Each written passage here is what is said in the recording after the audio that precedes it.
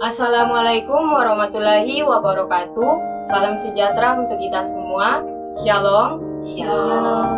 Oke, untuk teman-teman, apa kabar? Baik. Kami merupakan mahasiswa dari Universitas Muhammadiyah Sorong. Dan perkenalkan, nama saya Domike Siprabieters dan ketiga teman saya. Perkenalkan, nama saya Eti Margareta Mastreng dan saya Nelze Hawaii. Perkenalkan, nama saya Agnes. Sebelum saya membahas kondisi pendidikan di daerah saya dan teman-teman saya, izinkan saya menyampaikan sedikit gambaran umum tentang permasalahan pendidikan di Indonesia. Pendidikan di negara kita memang sudah mengalami banyak kemajuan, tapi di balik itu masih terdapat kesenjangan yang cukup mencolok antara daerah perkotaan dan pelosok. Di kota besar, siswa bisa belajar dengan fasilitas yang lengkap dan guru-guru yang berkualitas. Tapi di daerah terpencil seperti daerah-daerah kami yang pelosok, anak-anak masih harus berjalan jauh, belajar tanpa perpustakaan, bahkan kekurangan guru dan alat pembelajaran. Seperti yang ditulis di jurnal Fadli dan Nurhayati tahun 2022 dalam jurnal ilmiah pendidikan dan pembelajaran, sekitar 32% sekolah dasar di wilayah 3T masih mengalami kekurangan guru, fasilitas belajar, serta akses terhadap teknologi dan informasi. Ini menunjukkan bahwa belum semua anak di Indonesia mendapatkan hak pendidikan yang setara. Oke, tanpa basa-basi lagi, langsung kita masuk saja ke permasalahan-permasalahan yang sering terjadi atau yang ada di daerah teman-teman dan saya tinggal. Selamat untuk Nusa dan Ya baik, terima kasih atas waktu yang diberikan kepada saya. Jadi di sini saya akan membahas tentang masalah pendidikan yang ada di kampus saya. Lebih tepatnya di SD EPK Bukal Alus.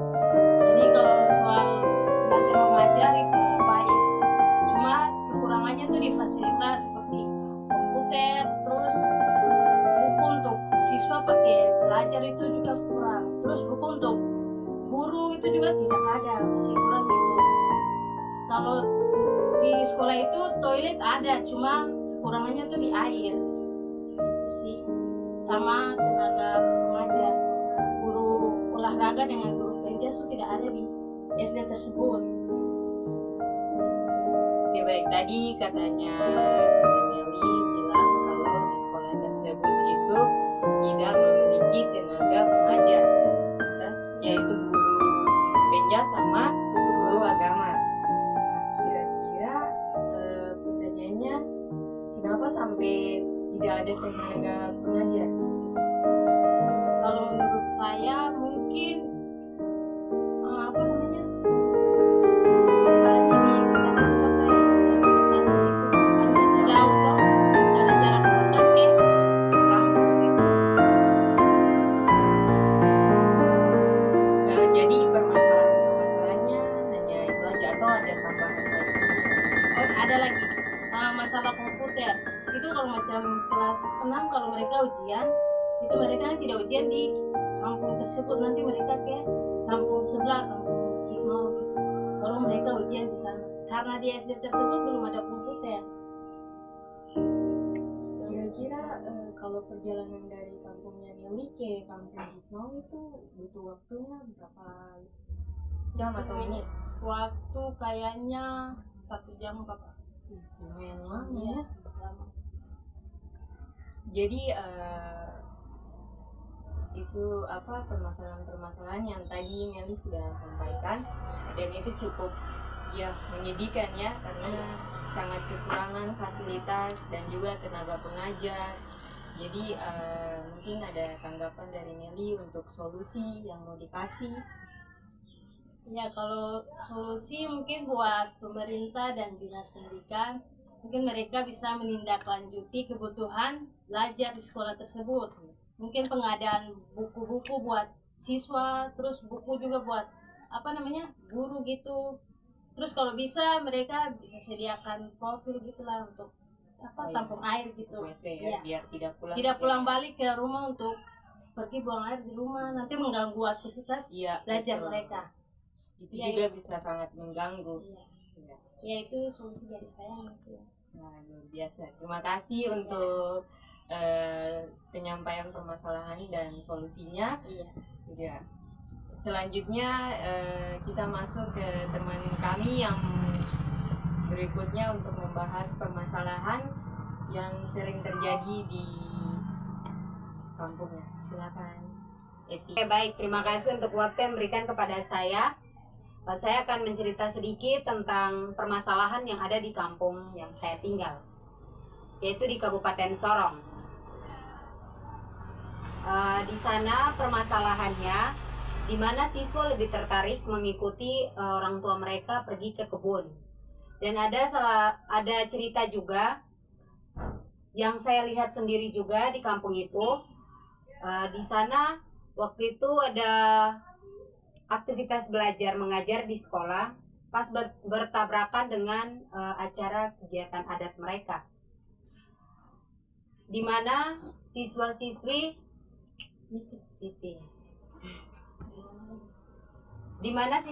ini lebih memilih ikut sekolah adat di hutan daripada harus pergi ke sekolah.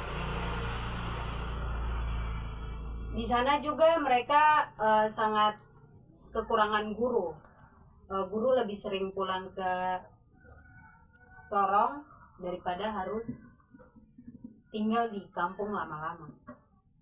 Mungkin itu saja sih. Jadi apa permasalahannya tuh lebih ke adat dan budaya lokal. Iya, di sana mereka lebih percaya adat mereka daripada harus pergi ke sekolah gitu. Intinya di sana mereka lebih pentingkan adat daripada pendidikan. Jadi kalau misalkan ada ujian terus bertabrakan dengan adat gitu. Ini ada salah satu permasalahan juga di mana waktu itu ada ujian untuk kenaikan kelas. Pas bertabrakan dengan siswa-siswi ini mau masuk ke sekolah adat. Di situ pernah ada permasalahan antara orang tua bersama pihak sekolah. Tapi dari pihak sekolah minta untuk 1 hari siswa-siswi ini harus mengikuti ujian biar mereka bisa naik ke kelas selanjutnya. Tapi dari orang tua mau harus mereka punya anak nih pergi sekolah adat gitu. Mereka lebih pentingkan adat. Pokoknya di kampung itu mereka adat lebih penting daripada pendidikan. Susah ya. Susah sekali. Terus itu pernahkah tidak mengadakan negosiasi gitu antar sekolah dengan ketua-ketua adat? Tidak pernah sih. Mungkin dari teman Eti ada solusi yang mau diberikan untuk permasalahan yang sering terjadi. Menurut saya pendekatan terbaik dengan merangkul tokoh-tokoh adat atau tokoh masyarakat dari pihak sekolah juga mengadakan pertemuan biar dari kalau di dalam adat mereka mau adakan acara apa gitu, jangan terganggu dengan aktivitas di sekolah. Atur jadwal Ya, mungkin lebih tepatnya atur jadwal ya, biar jangan terganggu. Kalau di sekolah saja, di adat saja.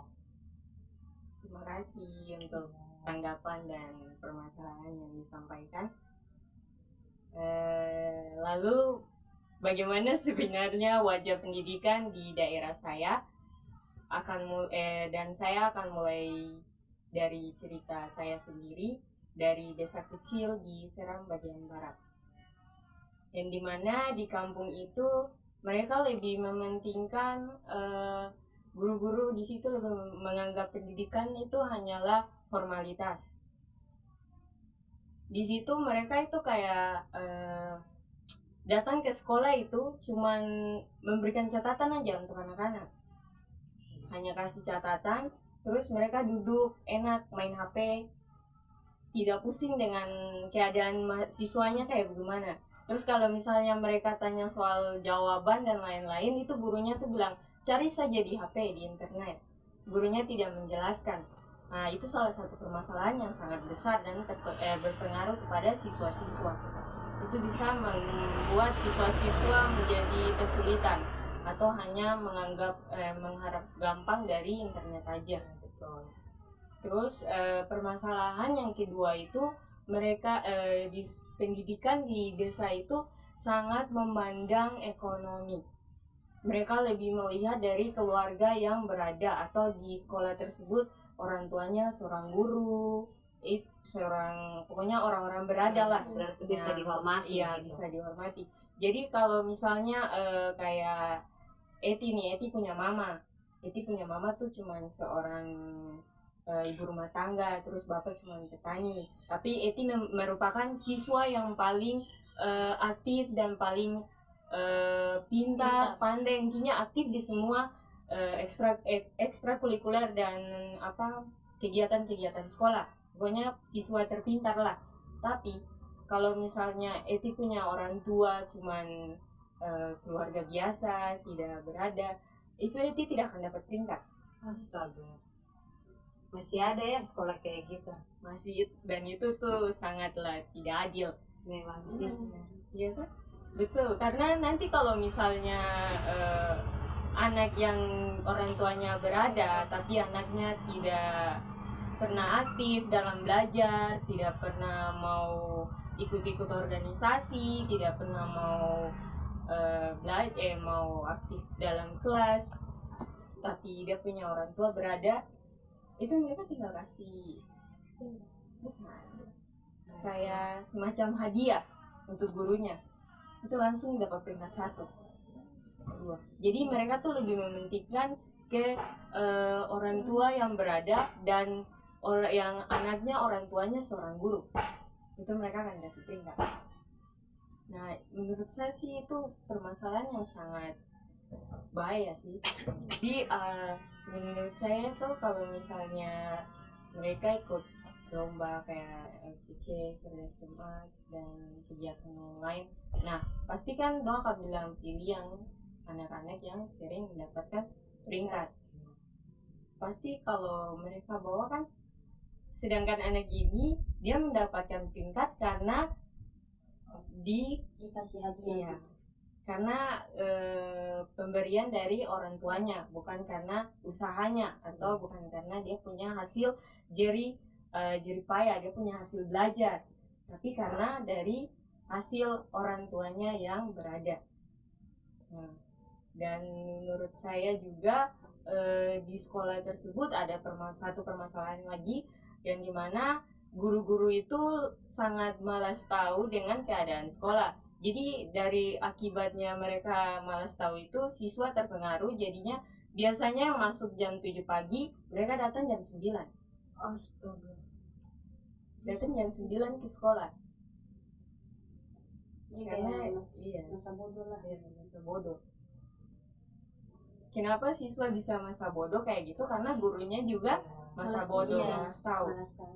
Jadi menurut saya solusinya ya lebih tepatnya dari dinas lah, kalau mau turun untuk periksa atau cek gitu, usahakan nginap atau 1 hari, Untuk lihat, pantau terus.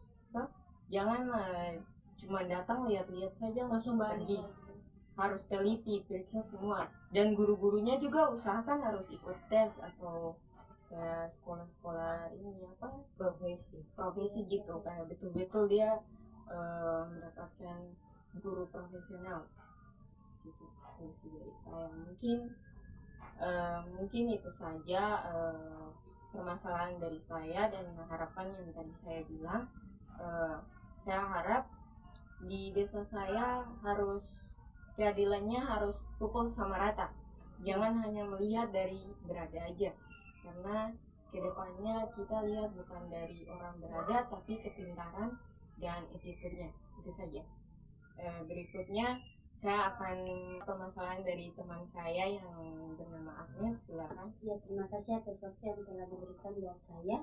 Di sini saya akan menjelaskan bagaimana permasalahan yang terjadi di kampung saya, lebih tepatnya lagi di SD Negeri 11 Kabupaten Klamono. Di sana itu sekolahnya itu sangat bagus ya, tidak ada permasalahannya seperti teman-teman saya. Cumanya salah satu permasalahannya itu ada di kurangnya fasilitas perpustakaan. Di situ sangatlah kurang karena siswa-siswi yang di sana itu sangat membutuhkan perpustakaan untuk literasi membaca, literasi menulis juga untuk mereka. Dan solusi yang saya bisa kasih yaitu mungkin orang-orang tua yang ada di sana mungkin bisa saling mendukung bersama-sama dengan guru-guru, kepala sekolah untuk bisa buat tempat baca untuk anak-anak di sana, dan mungkin bisa bikin mereka punya rumah belajar untuk mereka bisa belajar walaupun tidak ada perpustakaan di sana. Pojok baca di setiap kelas. Iya, setiap kelas. Oke. Terima kasih untuk tanggapannya. Jadi dari sekolahnya Agnes hanya ada satu permasalahan, yaitu di SD Negeri 11 Kabupaten atau Klamono itu. Ya, di situ permasalahannya hanya tidak ada perpustakaan ya. Iya, tidak ada Jadi perpustakaan. harapannya dari Agnes, dia berharap dari dinas-dinas menyiapkan buku biar mereka para guru atau tenaga pengajar bisa membuat pojok baca di tiap-tiap kelas, biarpun tidak ada perpustakaan, tapi setidaknya ada pojok baca atau beberapa buku di kelas mereka. Iya. Mungkin itu aja dari kita. Oke, baik, mungkin itu saja pembahasan permasalahan pendidikan yang ada di Indonesia dan juga daerah kampung kami. Dari semua yang kami bagikan terlihat jelas bahwa permasalahan pendidikan di Indonesia sangat beragam. Mulai dari kualitas guru, fasilitas belajar, hingga pengaruh budaya lokal. Meski tantangannya berbeda-beda, semua berakar dari satu hal yang sama. Belum meratanya perhatian terhadap pendidikan, terutama di daerah-daerah terpencil atau di pelosok-pelosok. Namun, kami semua percaya bahwa perubahan bisa dari hal kecil, dari kesadaran, dari suara, dan dari semangat bersama. Kami berharap suara kami hari ini bisa menjadi salah satu dorongan bagi semua pihak untuk lebih peduli, hadir, dan terlibat dalam menciptakan pendidikan yang lebih adil dan berkualitas untuk seluruh anak bangsa Indonesia. Terima kasih sudah menyimak pembahasan kami. Sampai jumpa di lain kesempatan.